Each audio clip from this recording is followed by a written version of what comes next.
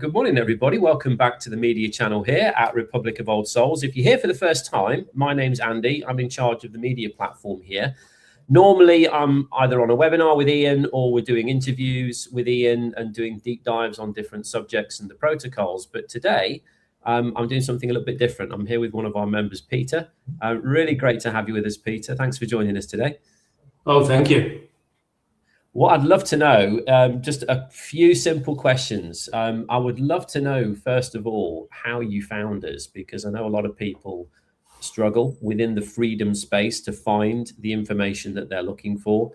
And we've certainly found that a lot of our information does not get the reach that it should. It does get banned. It does get shadowed. So how did you first come across Republic of Old Souls, Peter? Well, it's always this thing when things start and so on. But I mean, if I go back to the beginning, I'm one of the ones who always suspected there's something not quite right with the world we live in.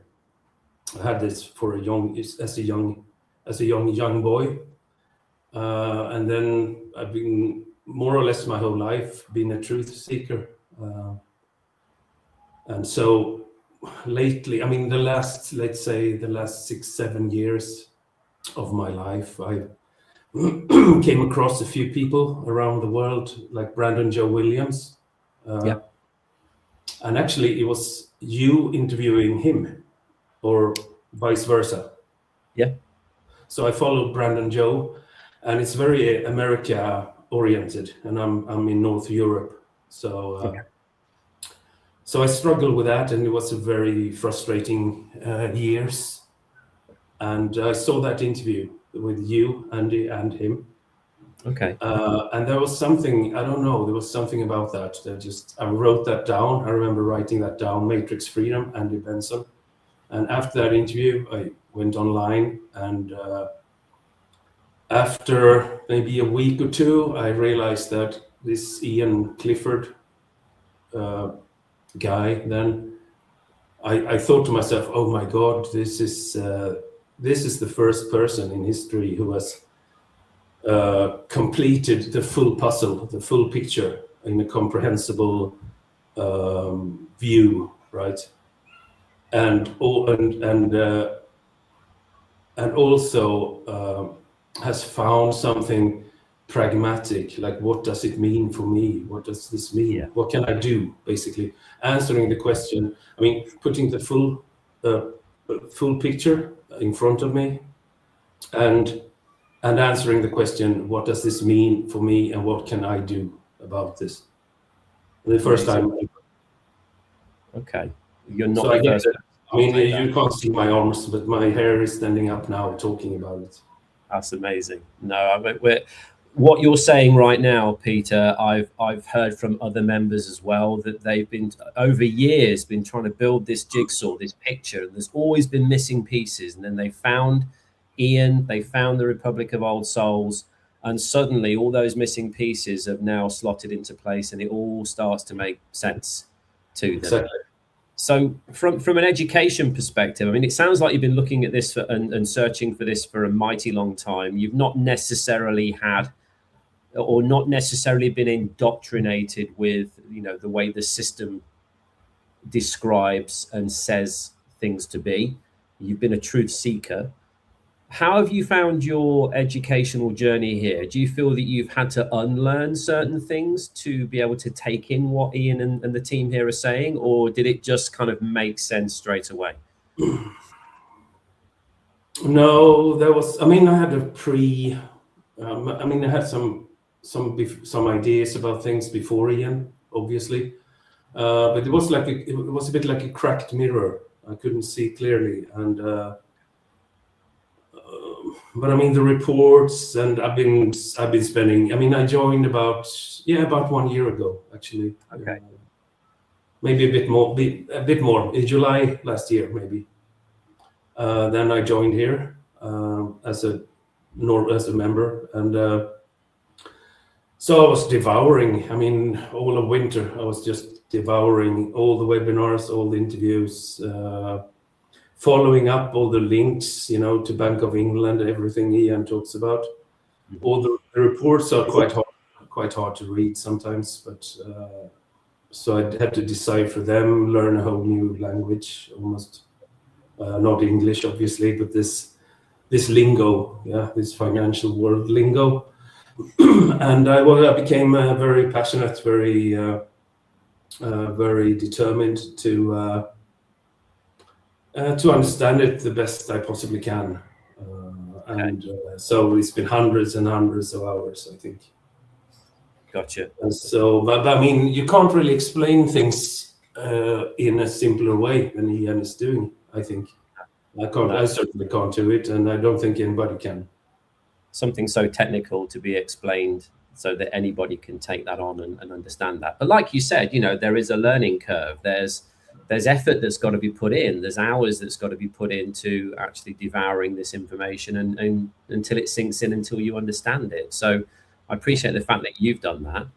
Many people wouldn't, you know. So what do you feel was the tipping point for you then? You know, you said you came in July of last year. You've been devouring all the information, been looking at all the webinars, either live ones or the recordings, and just getting all of that information. When do you feel was that sort of point where you moved from education to action and actually started into the protocols? What made you do that?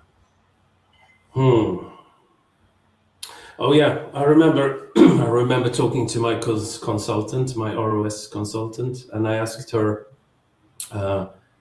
like, I'm from a small European country, not England, and so I asked her, has anybody gone before me from my country that I can talk to, who can verify things, maybe? Yeah. And she looked at it and she said, no, you're actually the first, you'll be the first envoy of your country. I thought, well, oh wow. And then I realized, okay, so if I can't, you know, how do you say, if I can't follow somebody that I know, then I have to do it myself. Yeah. So you have to be. And I also realized that this is most likely the way it's done, and I can't do it myself. Obviously, I don't know how to do the small fine prints, the small things. So sometimes in life you just have to trust somebody and you have to take a risk. And this is what I think of as a calculated risk. And the upside, I mean, the downside is small, right? I have a kind of an investment background, you could say. So I'm used to calculating risks. And so I looked at this and I thought to myself, okay, so you have a small downside to this, small risk. And I mean, it's huge. You can't even measure the upside almost. No.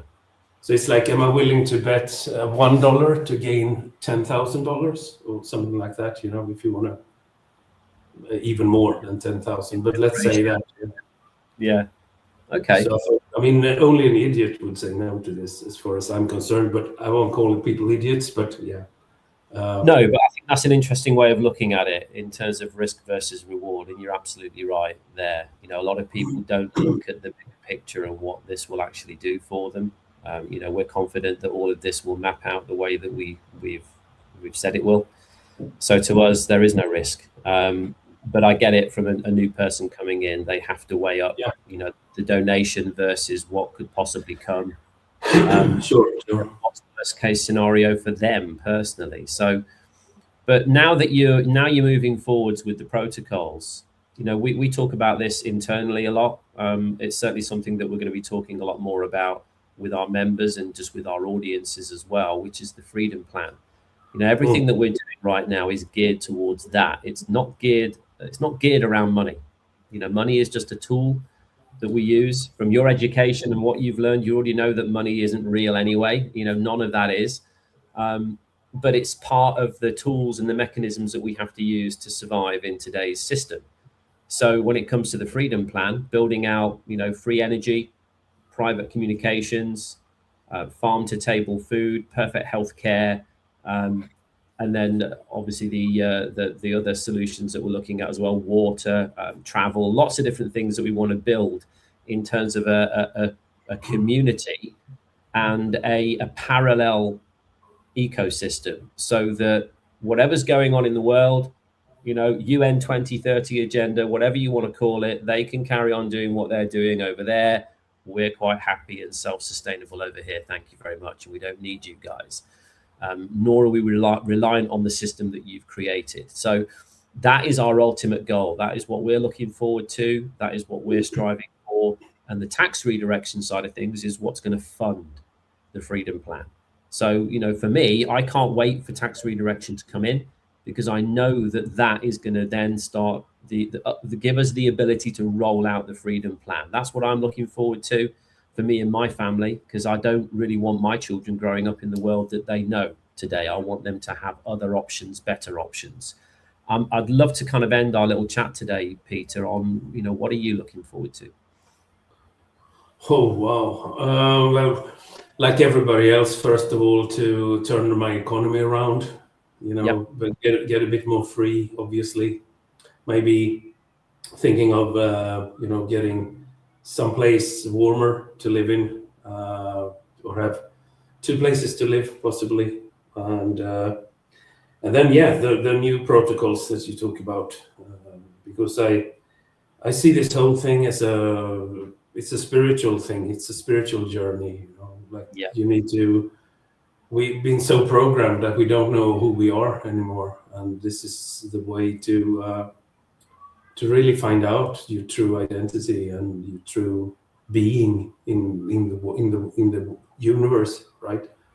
Yeah. And so there will come a lot of this. I actually, you know, looking back, I've had this sort of abstract vision of this myself, you know, like an alternative world. And I've never saw a way to build it, of course, and then all of a sudden I found myself like 10 years later meeting a guy who not only has the full vision painted out, but also the ways to achieve that for a lot of people. So it's amazing. I can't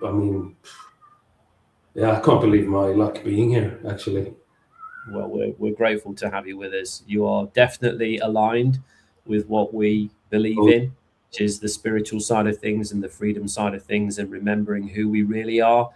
And it's been lovely to sort of hear your story, Peter, and, you know, obviously why you're here, what you're looking forward to, and cannot wait for your journey ahead. So thank you for joining me today. I appreciate it very, very much. You have a fantastic day. Thank you, Andy. Thank you. Take care. Take care. Bye for now.